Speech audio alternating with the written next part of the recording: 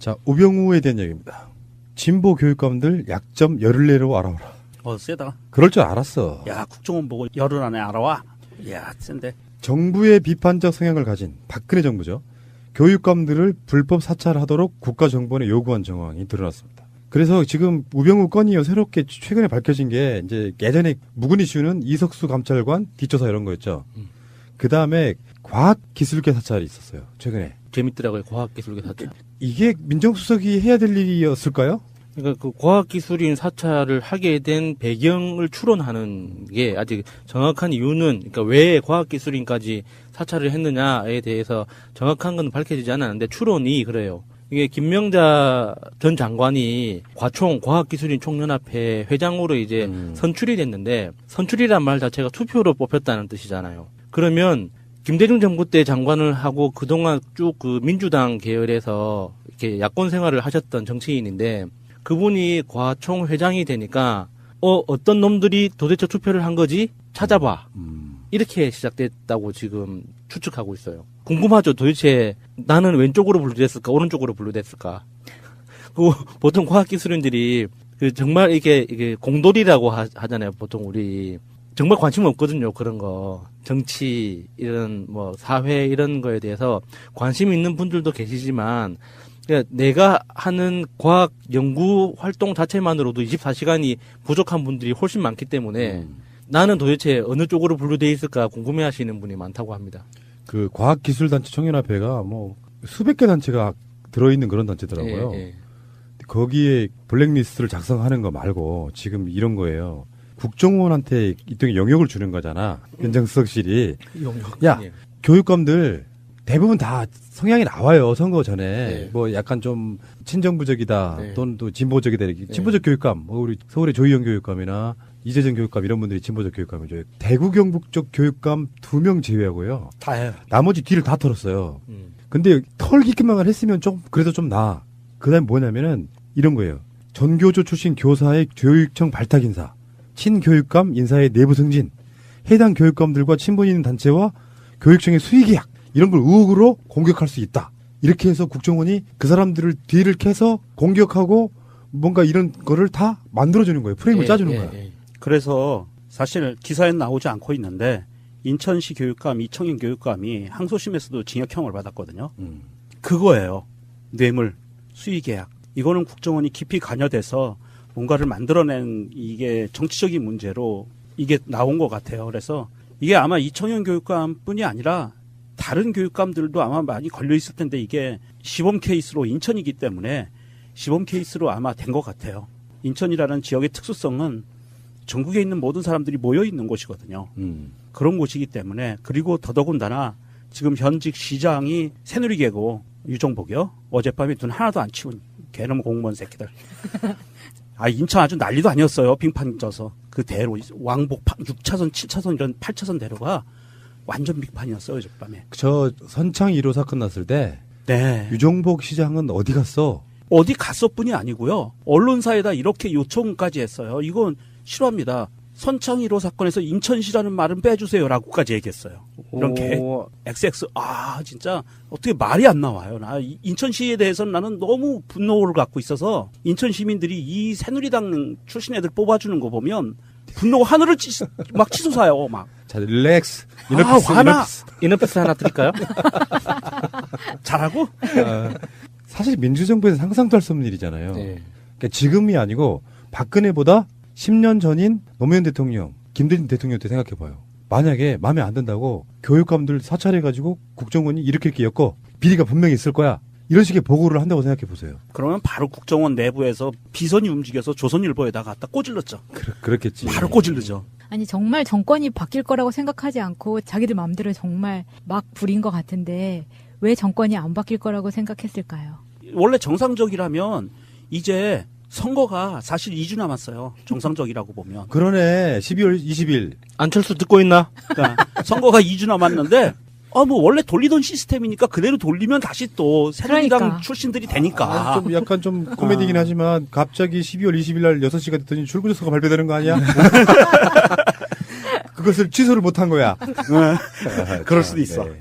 어쨌든 교육감들 선거에서 우리가 굉장히 많이 노력했던 것도 우리 방송의 과정 중에 하나가 들어있는데 조희연 교육감이 나중에 이제 고소당해가지고 막 재판 막 계속 가잖아요. 네. 그런 것도 국정원이랑 연관이 있을 겁니다. 다 있을 겁니다. 지금 저는 그 이청용 교육감이 지금 당하고 있는 게 아마 대표적인 시범 케이스로 당하고 있는 것 같아요.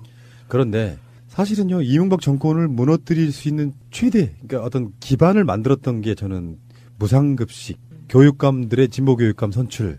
그 당시에 누가 이겼다고 말할 수 없을 만큼 상당히 광역 선거는 9대8 이런 느낌이었거든요. 서울시장은 박원순 시장이 먹었지만, 드셨지만, 맛있게, 아유, 참 표현이 선출됐지만, 또 경기도 교육감은 남경필이 당선되는, 그래서 박빙이었는데, 교육감만큼은 진보 교육감들이 대거 당선되잖아요. 석권을 했죠. 예. 근데 그 이유는 분명히 있어요. 왜냐면 너무 보수 교육감들이 난립한 거야.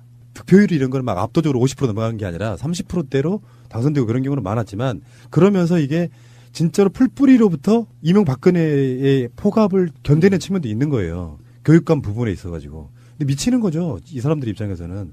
교육감들 비리 분명히 있어. 막 다 뒤져봐. 했다고 생각하니까 좀 끔찍합니다. 문무일 검찰총장의 말이 지금 상당한 논란이 되고 있습니다. 적폐 주요 수사는 연내에 마무리하겠다. 내년에는 민생 수사에 주력하겠다. 저는 이게 좀 그 표현 자체가 이해가 안 돼요. 잠깐만요. 우리 새날의 민정수석께 한번 고견을 네. 보겠습니다. 네. 민정수석 네. 나와 계십니까? 예. 말씀하십시오.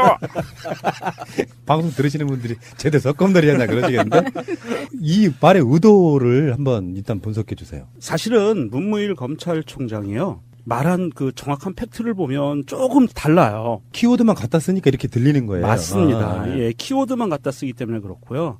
그 팩트는 이렇게 얘기합니다. 국정원 등에서 보내온 사건 중 주요 수사는 연내에 끝내도록 최선을 다하겠다. 딜레이 시키지 않겠다. 예, 딜레이 시키지 않겠다. 빨리 수사를 마무리 짓겠다. 이거 구속할 놈들 빨리 구속하고 포토라인 세울 놈들 빨리 포토라인 세워서 마무리 짓겠다. 그리고 기소까지. 기소는 그 다음 문제죠. 수사. 그리고 수사는 다른 문제입니다. 기소하고는 약간 서류의 차이 있어요. 국정원이 수사 의뢰한 부분은 국정원이 검찰한테 의뢰한 부분은 더 이상 오지 않는 것으로 정리됐다는 보고를 받았다. 그러니까 받을 건 다 받았다 이거잖아요. 예, 받을 건 다 받았다. 그렇다고 밑에 선에서 보고를 했더라, 나한테. 그렇게 보고를 받았다라는 의미고요. 또 있습니다. 댓글 사건과 화이트리스트, 블랙리스트 의혹, 사법방해 의혹 등 수사의 주요 부분이 정리되고 있다. 이러면서 사회 전체가 한 가지 이슈에 너무 매달렸는데 이런 일이 너무 오래 지속되는 것도 사회 발전이 도움이 안 된다는 생각이다. 라고 이야기했는데 이 뒷부분은 조금 좀 껄쩍지근한 부분이 사실은 없잖아 있어요. 그런데 지금 문무일 검찰총장의 생각은 그거죠. 빨리 마무리를 짓겠다. 이게 적폐 세력에 대한 수사를 12월까지만 하고 안 해 이제. 그런 소리가 아니라 12월까지 수사를 최대한 빨리 마무리를 짓고 국정원한테 받을 것들은 대부분 빨리 받겠다. 받아서 끝내겠다. 더 이상 요구하지 않겠다라는 이야기가 좀 들어있는 것 같고요. 이것을 땡땡땡 신문에서는 키워드를 이렇게 뽑은 거죠. 완전히 어감이 다른 건데 지금 들어봐야 돼. 그러니까 그걸 활자로 보면 안 돼. 네. 보통 이게 남녀관계에서도요 활자로 주고받다 보면 오해하잖아요. 물결 표시 왜 안 보냈어? 이모티콘 왜 안 넣었어? 이런 거 있잖아. 오빠한테 갈게. 그래서 하는데 오빠가 그냥 세 글자만 쳤어요. 오지 마. 그러면 받아들인 사람에 따라서는 오빠를 어떻게 말했냐면 오지 마. 이렇게 말했는데 받아들인 사람 오지 마. 이건 좀 비슷한 거예요. 우리 연말까지만 수사할 거야. 이게 아니고 그렇죠. 최대한 빨리 수사해서 아무리 강력하고 센 이슈도요. 몇 개월 동안 계속 노출되잖아요. 그럼 그걸 피로감이라고 하는 건데 그러면 이슈성 자체가 좀 많이 사라지는 측면이 있어가지고 빨리빨리 끝낼 건 끝내야 다른 걸로 넘어가죠. 그거에 대한 그 어떤 자기 생각이라고 기자들한테 말했는데 그래서 기자들이 문제인 거예요. 기자들이 이제 기자간담회를 검찰총장하고 하는데 주요 키워드만 이렇게 뽑고 기자회견이랄까 기자간담회를 못 본 사람들 이 사람들은 키워드만 알고 그러면 이게 몇 바퀴를 돌아 트위터나 포털 같은 데서 그러면 문무일은 적폐청산 의지가 없는 사람으로 만들어 버리는 거예요. 그러니까 지금 현재 이 상황에 대해서 서울중앙지검에서는 공식적인 입장은 아니고요. 관계자가 이렇게 얘기했다고 뉴스에 나옵니다. 신속하게 수사를 마무리하기 위해 노력하겠지만 시한을 정해놓고 수사하기는 어렵다라고 이야기를 했다라고 나오고요. 이것을 절묘하게 묶어서 후속 기사가 땡땡땡 신문에서는 후속 기사가 이렇게 나옵니다. 문무일 검찰총장과 서울중앙지검 미묘한 식약차 갈등, 내부 갈등. 그러니까 자꾸 땡땡땡이라고 하시는데 그게 한결에 예, 뭐 저는 조스원인 줄 알았잖아요. 한결에 의도를 갖고 있다 이런 건 모르지. 내가 그걸 어떻게 알아. 문제는 단일대로 가면 좋아. 개혁도. 국민들도 한 70몇 프로가 문재인 대통령 개혁 밀어주고 그걸 개혁하고 있는 주체가 검찰이다 보면. 근데 이게 묘하게 갈라치기를 해서 사람들이 애매한 어정쩡한 포지션에 갖다 놓는 거야. 문재인 대통령이 임명한 문밀이니까 잘하겠지. 근데 어느 날 말하는 거 보면 최근에 김명수 대법원장도 약간 좀 그런 게 있잖아요. 그럼 느낌적으로 이 새끼가 개혁하라고 그 자리에 올려놨더니 씨발 역시 검찰은 검찰이네 이렇게 욕하게 된단 말이에요. 마치 문무일이 문재인 대통령에게 뭔가 좀 거스르는 듯한 저항하는 듯한 느낌 같은 걸 주기 시작하면 이게 교묘하게 갈라치기가 돼버리는 거예요. 이런 결과로는 안 갔으면 좋겠다. 전 그렇게 생각합니다. 문무일 검찰총장이 다른 발언도 했어요. 이 부분은 굉장히 좀 각종 언론들에서 지금 이게 지금 감춰지고 있는데 사실은 이 부분이 더 중요한 부분이에요. 이 적폐수사 이게 중요한 게 아니고 검찰총장이 얘기한 거는 핵심은 여기에 있습니다. 뭐냐면 그 요즘 그 구속적부심에서 풀려나는 사람들이 있잖아요. 예. 그거에 대한 질문을 했을 때 이렇게 말합니다. 그대로 워딩을 말씀을 드리면 검찰이 광의의 사법기관으로서 법률적 논쟁과 이의 제기는 충분히 필요하다고 생각한다. 그리고 법적 절차가 좀 더 명료한 기준에 따라 이루어졌으면 좋겠다. 신체의 자유 제한에 대해 국민이 판단할 수 있을 정도의 명료한 메시지가 필요하다. 전문가들조차 어떤 경우에 제한, 복원될지 명확하지 않다면 민주주의 형법적 관점에서 부적절하다고 생각한다. 이것은요, 이 말이 중요한 이유는 사법부에 대해서 아주 신랄하고 굉장히 강도 높게 공격한 거예요. 이 말 자체가 그렇죠. 사법부가 근거 없이 어떤 기준 없이 풀어줬다라는 것을 아주 강하게 비판한 이거 거거든요. 초반에 그 장시호 씨 그 선고한 거, 2년 6개월 나온 그 선고를 보면서도 이 지금 법원이 제대로 갈피를 못 잡고 있는 거 아닌가. 안 그러면 뭔가 내부적인 세력 싸움이 있나 하는 의심을 할 수밖에 없는 상황이잖아요. 지금 현재 사법부가 판결을 내리는 것을 보면 일반인의 입장에서 얼마든지 저는 주권자로서 비판할 수 있습니다. 예. 주권자의 입장으로서 보면 사법부가 지금 판결 내리는 것은 굉장히 정치적인 판결을 내리고 있다라고 판단을 할 수밖에 없어요. 어떤 시주에 따라서 이렇게 파도를 타고 판결을 내리고 있어요. 예. 지금 뭔가 이렇게 균형, 그 저울에 올려놓고 무게 재듯이 그렇죠. 억지로 균형을 맞추려고 그렇죠. 하는 듯한 느낌이죠. 그러니까 검찰의 구형보다 장시호의 선고가 더 많이 나오는 경우는 예. 굉장히 이례적인 예. 건데 그런 것들이 이제 받아들이기 나름으로는 그렇게 보인다는 거예요. 그냥 검찰 연맥이기. 지금 장시호가 얻은 이득이 얼마인데 지금 얘를 풀어주라고 그래? 그러면서 이렇게 한번 서로 길들이기 한번 해보는 것 같은 느낌. 물론 이제 김명수 대법원장 체제하에서는 자기들끼리 그런 짬짬이가 있을 거라고 생각하지는 않는데 일정한 흐름에 타 있는 사람들 같으면 이게 사실은 특검이 수사했던 거잖아요. 네. 그러니까 그거를 이제 뭐 공소유진이 하고 있지만 사실상 검찰의 세력이라고 보면 이런 면에서 봤을 때 그 문무일 총장의 이야기에는 하나가 더 있죠. 아까 사법부에 대한 이야기도 있지만 하나는 법으로 정확하게 지정해줘라 이런 것도 의미가 포함되어 있다고 봐요. 그렇죠. 이게 일관성 있게 해라. 그러니까 문무일 총장이 얘기한 거는 맨 마지막 단락이 제일 중요합니다. 전문가들조차 어떤 경우에 제한 복원될지 명확하지 않다면 이게 방점이 찍힌 거예요. 일관되게 하라는 얘기예요. 당신들 왜 이렇게 왔다 갔다 하냐. 당신 전문가들 맞지 않냐. 아니냐. 이렇게 묻는 거거든요. 오케이. 그다음 뭐냐면은 이런 거예요. 전교조 출신 교사의 교육청 발탁 인사, 친교육감 인사의 내부 승진, 해당 교육감들과 친분 있는 단체와 교육청의 수의 계약 이런 걸 의혹으로 공격할 수 있다. 이렇게 해서 국정원이 그 사람들을 뒤를 캐서 공격하고 뭔가 이런 거를 다 만들어주는 거예요. 프레임을 짜주는 거야. 그래서 사실 기사에 나오지 않고 있는데 인천시 교육감, 이청용 교육감이 항소심에서도 징역형을 받았거든요. 그거예요. 뇌물, 수의 계약. 이거는 국정원이 깊이 관여돼서 뭔가를 만들어낸 이게 정치적인 문제로 이게 나온 것 같아요. 그래서 이게 아마 이청용 교육감뿐이 아니라 다른 교육감들도 아마 많이 걸려 있을 텐데 이게 시범 케이스로 인천이기 때문에 시범 케이스로 아마 된 것 같아요. 인천이라는 지역의 특수성은 전국에 있는 모든 사람들이 모여 있는 곳이거든요. 그런 곳이기 때문에 그리고 더더군다나 지금 현직 시장이 새누리개고 유정복이요. 어젯밤에 눈 하나도 안 치운 개놈 공무원 새끼들.